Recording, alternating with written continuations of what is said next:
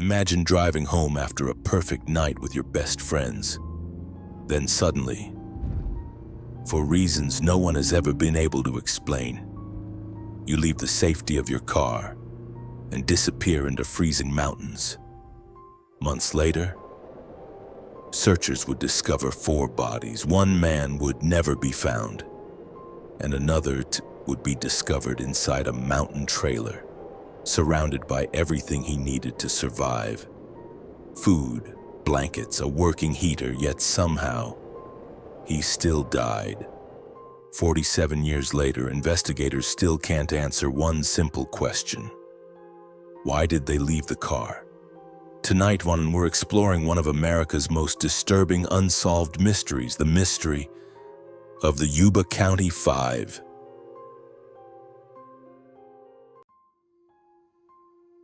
Before we continue, if you enjoy real mysteries that history still can't explain, consider subscribing.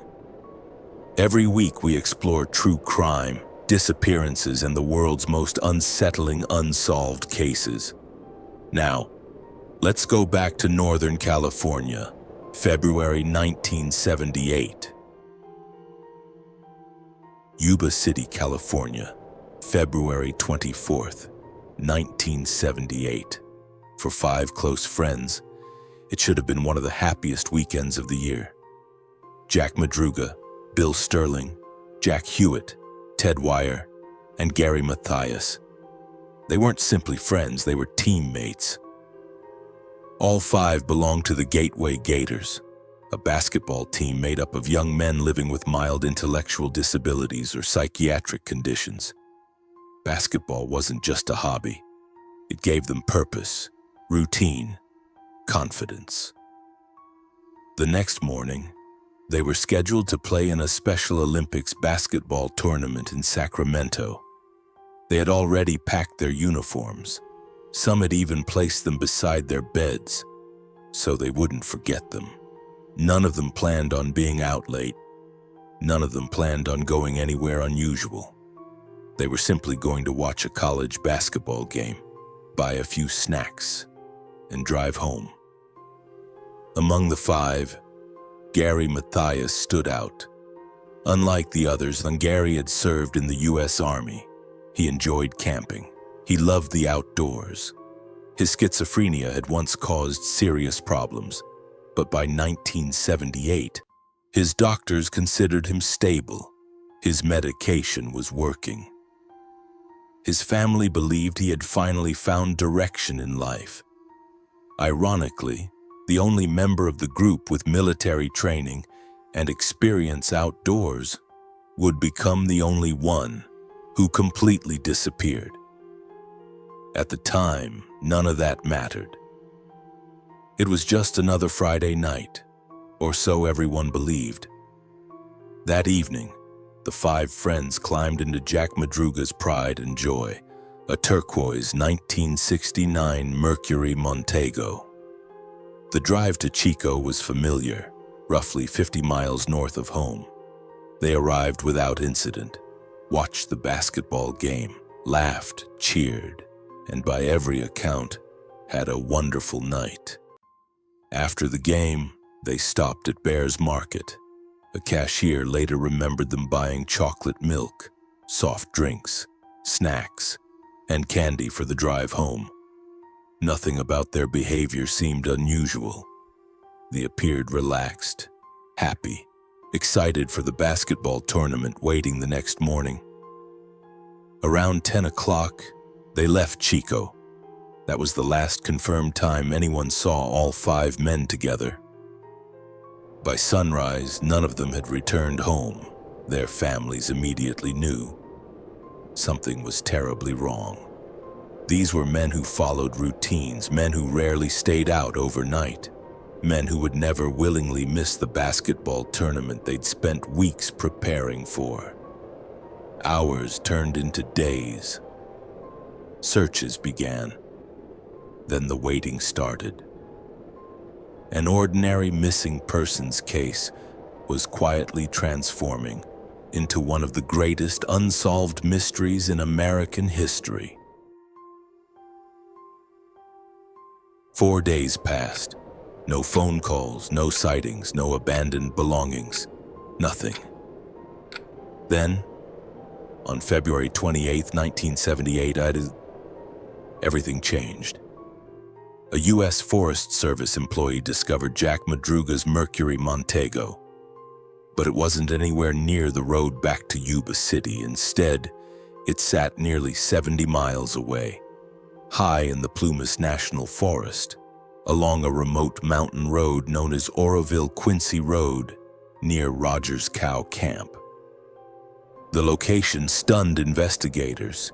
To reach it, the group would have had to ignore multiple turns and leave the highway and continue climbing into the mountains, late at night, for no obvious reason. The deeper police looked, the stranger the discovery became. The Mercury wasn't wrecked. It hadn't slid off the road. It wasn't buried beneath heavy snow. The keys were still inside. One window had been left slightly open. There was still fuel in the tank. Investigators later determined the car wasn't truly trapped. Its rear wheels had simply lost traction on the snowy road. With only minimal effort, the vehicle was driven away. There had been no mechanical failure, nothing preventing the 5 men from getting back inside, turning around and driving to safety, yet they didn't. Inside the car, investigators found maps, programs from the basketball game, wrappers from the snacks they'd purchased that evening, and Jack's jacket. Everything suggested they had intended to return home. Instead, they abandoned the only shelter they had and stepped into a freezing wilderness, wearing nothing more than light jackets and everyday clothing. That single decision would haunt investigators for decades, because no theory has ever fully explained why they left the car. Once the Mercury was discovered, the investigation changed overnight. Police no longer believed the 5 friends had simply vanished. Now, they believed they had entered the mountains on foot. The search expanded immediately. Deputies, forest rangers, volunteers, search dogs, helicopters. Entire sections of the Plumas National Forest were combed for any sign of the missing men. But the mountains refused to give up their secrets. Snow covered nearly everything. Many roads had become impassable. Temperatures regularly fell below freezing after sunset. Fresh storms erased tracks almost as quickly as they appeared. Day after day, search teams found nothing. No backpacks, no discarded clothing, no campfire, no clear trail. It was as if the 5 men had simply disappeared into the forest. As the days became weeks, hope slowly began to fade. Their families refused to believe they were gone. Some thought they had found shelter somewhere in the wilderness. Others believed they would eventually walk out of the mountain, cold, hungry, but alive. Investigators quietly feared something very different. Every passing day made survival less likely. Then the search uncovered one more disturbing detail. Only a few miles from where the Mercury had been abandoned stood a U.S. Forest Service trailer, an emergency shelter stocked with food, blankets, warm clothing, and a working heater. At the time, no one knew how important that small trailer would become.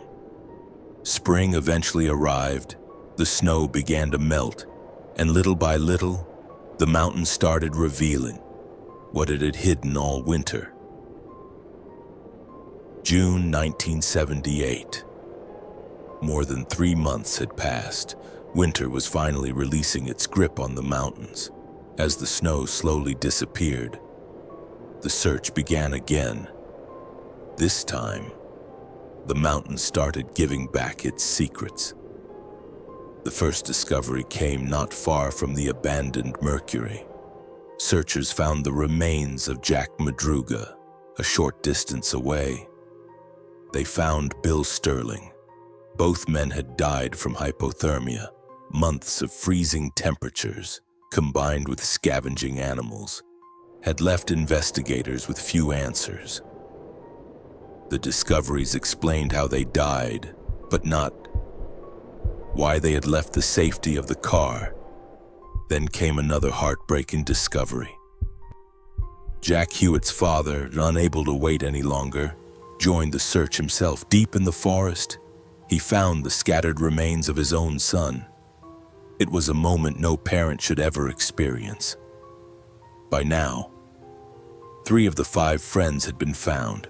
1 was still missing, and 1 was waiting somewhere else, in a place investigators had unknowingly passed before, a place that would transform an already strange disappearance into one of America's greatest unsolved mysteries. On June 4th, a group of motorcyclists rode deep into the Plumas National Forest. Near the end of an isolated logging road, they noticed a small Forest Service trailer. Curious, they stepped inside. What they found would haunt investigators for decades. Ted Wire lay motionless on a narrow bed. His body had been carefully wrapped in several blankets and sheets, almost as if someone had tucked him in before quietly leaving. The medical examiner made a remarkable discovery. Ted had not died immediately. He had survived for somewhere between 8 and 13 weeks. Long enough to watch winter slowly fade outside the trailer. Long enough to outlive every expectation. Then investigators noticed something.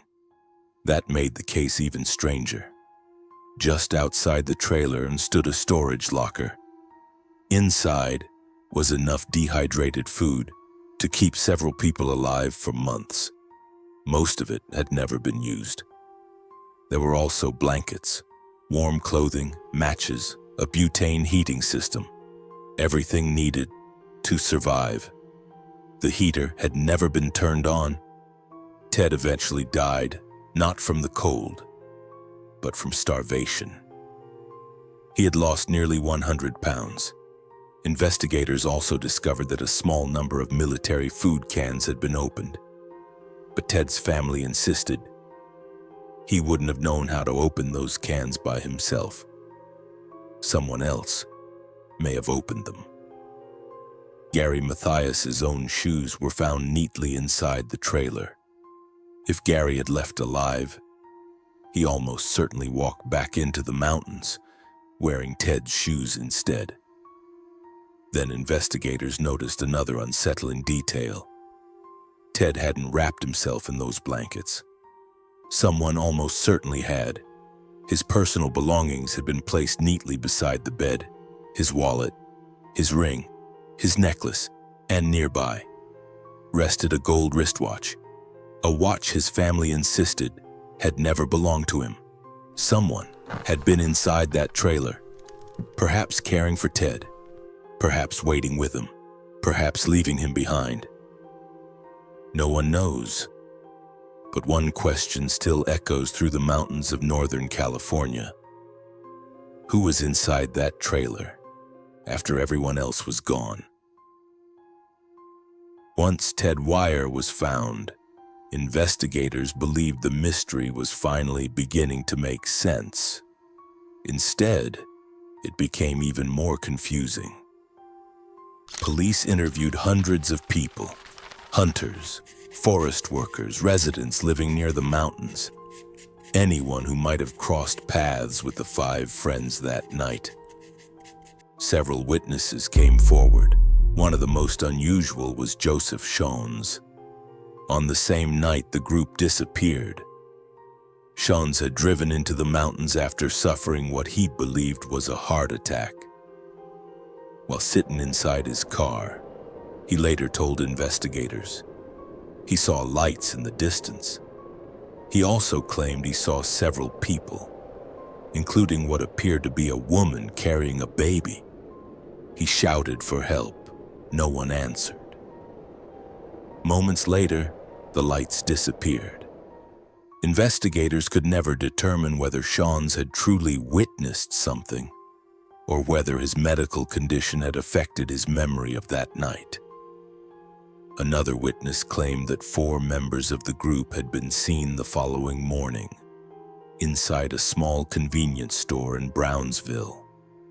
According to the clerk, they appeared calm. One of them reportedly used a payphone.